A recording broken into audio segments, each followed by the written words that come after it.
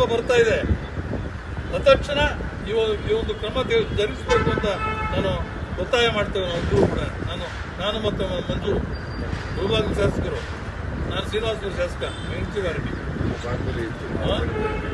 ನಾವು 50 ವರ್ಷದಿಂದ 45 ವರ್ಷದಿಂದ ಶಾಸಕನಾಗಿದ್ದೇನೆ. ಅವರು ಮಾಡ್ತಾ ಇದ್ದಾರೆ ಎಲ್ಲ ರೈತರ ಸಂಕಷ್ಟಗಳಲ್ಲಿ.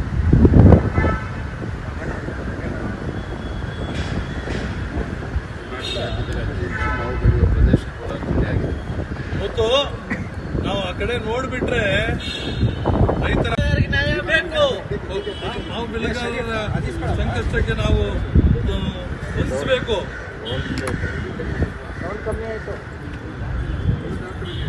ನಾಳೆ ನಡೆಯುವ ಕ್ಯಾಬಿನೆಟ್ ಮೀಟಿಂಗ್ ಅಲ್ಲಿ ನಂದಿ ಹಿಲ್ಸ್ ಅಲ್ಲಿ ಕ್ಯಾಬಿನೆಟ್ ಮೀಟಿಂಗ್ ನಡೀತಾ ಇದೆ.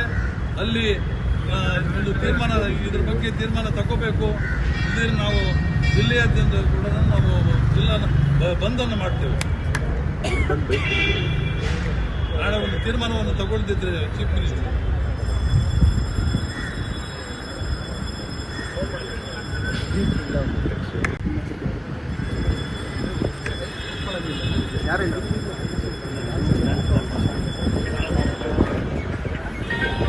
ಡಾಕ್ಟರ್ಗೆ ಏನು ಬೇಡ, ಡಿಸೆನ್ಸಿ ಇದೆ.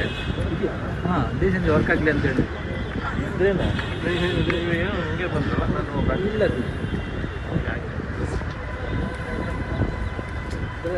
ಡಿಸೆನ್ಸಿನ ವರ್ಕ್ ಆಗಬೇಕು. ಇಲ್ಲ ನಾವು ವಾಪಸ್ ಕೊಟ್ಟು ಅಲ್ಲಿ ಹಿಂದೆ ಇದೆ. ಏನಾಗುತ್ತೆ